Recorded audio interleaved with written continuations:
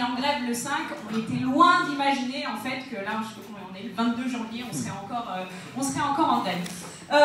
Je pense, merci aux deux intervenants d'avant, parce que je pense qu'ils résument bien la situation. La question des retraites, ça concerne tout le monde.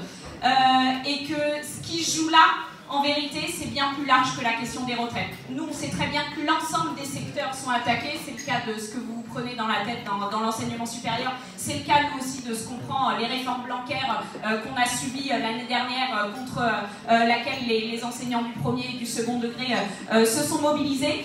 Et en vérité, ce qui est en train de se jouer là, c'est le rapport de force avec le gouvernement. Soit ils arrivent à faire la démonstration que malgré le combat qu'on mène depuis 48 jours, malgré la grève ultra forte et ultra dure qu'il y a eu dans les transports, ils arrivent à passer, et donc ils vont réussir à faire passer l'ensemble de leurs réformes et dégrader et les conditions de travail et les conditions de vie de l'ensemble des salariés et des jeunes. Soit ils arrivent à faire cette démonstration, soit nous on arrive à faire la démonstration de l'inverse. Et on croit qu'on est à ce stade-là du combat, en vérité. C'est pour ça que nous, on a fait ce choix-là de se mettre en grève, qui est une grève dure. Vous savez, nous, dans l'éducation, dans le primaire, dans le secondaire, ça fait pas mal d'années en fait qu'il y a des mobilisations, où on a toujours l'impression qu'on y va en ordre dispersé. D'abord le primaire, les lycéens d'un côté, les profs du secondaire de l'autre, la grève du bac, et qu'au final, on n'arrive pas à gagner, quoi. Et là, on arrive à entrevoir la possibilité, pour une fois, d'unir nos forces et d'y aller tous ensemble, quoi. Et je crois que c'est vraiment ça qui est en train de se jouer en ce moment. Nous, franchement, l'expérience qu'on a de cette grève depuis le 5 décembre, c'est une expérience extraordinaire. Notamment parce que, justement, on s'est lié avec des secteurs, mais c'est improbable, les secteurs avec lesquels on s'y est lié. C'est vrai que sur le 92, donc il y a des dépôts de bus à Nanterre, à Allières, qui sont en grève reconductible depuis 48 jours. Et dans le cours de la grève, en fait, on s'est vraiment rendu compte que on avait les mêmes intérêts. Ils ont réussi à faire cette démonstration qu'ils ne se battaient pas pour leurs propres intérêts, pour leurs régimes spéciaux, mais effectivement qu'ils engageaient la bataille pour une réforme qui concerne l'ensemble des salariés. Et en fait, dans le cours de cette grève, on a réussi à lier ces liens, et c'est une évidence aujourd'hui qu'on est plus fort ensemble. On se réunit en fait depuis le 5 décembre dans des assemblées générales interprofessionnelles. Il y en a une qui se réunit vendredi matin à 8h à Nanterre, à la salle des provinces françaises, où bien évidemment on invite l'ensemble des secteurs à nous rejoindre. Nous, ce qu'on a envie de venir poser aux secteurs qui ne sont pas encore en grève reconductible, c'est cette nécessité.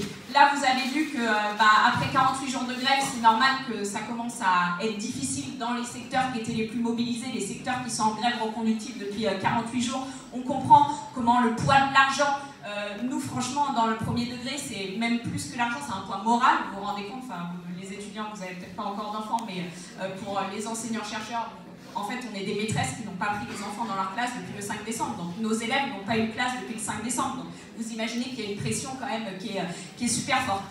BFM, les médias disent ça y est, la grève est finie. En fait, nous, ce qu'on constate, c'est que la grève, elle est loin d'être finie. Parce qu'en fait, dans plein de secteurs, ils sont en train de se poser cette question-là. Et des secteurs improbables. Vous avez vu ce qui se passe à l'Opéra de Paris. Manon, elle nous en parlera, ce qui se passe dans la culture, les bibliothèques.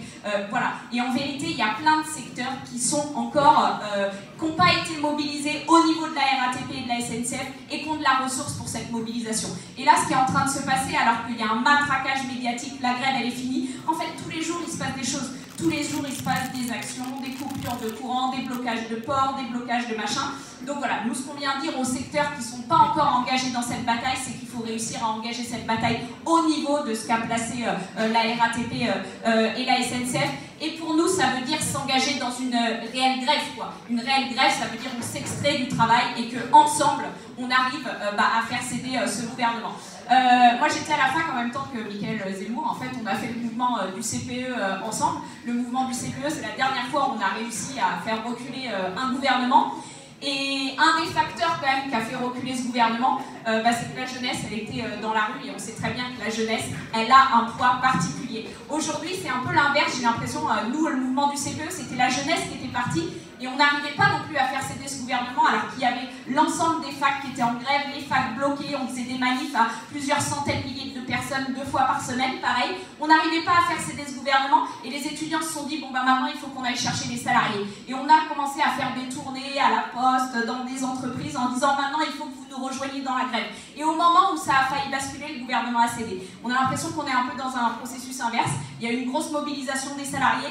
Je sais que les camarades de la RATP sont venus à la fac voir les amphis des étudiants. Maintenant, c'est ça qu'il faut dire. Si la jeunesse aujourd'hui, elle s'embrase, si les facs, elles se mettent en grève, si les lycées se mettent en grève, il y a une possibilité, bien évidemment, encore d'arracher cette victoire. Donc je crois que demain, il y a une assemblée générale étudiante à 12h30. Donc bien évidemment, c'est ça qu'on a envie de dire à l'ensemble des étudiants, à l'ensemble de la jeunesse. Pour nous, c'est pas du tout mort et on pense vraiment qu'on va gagner. Merci à tous.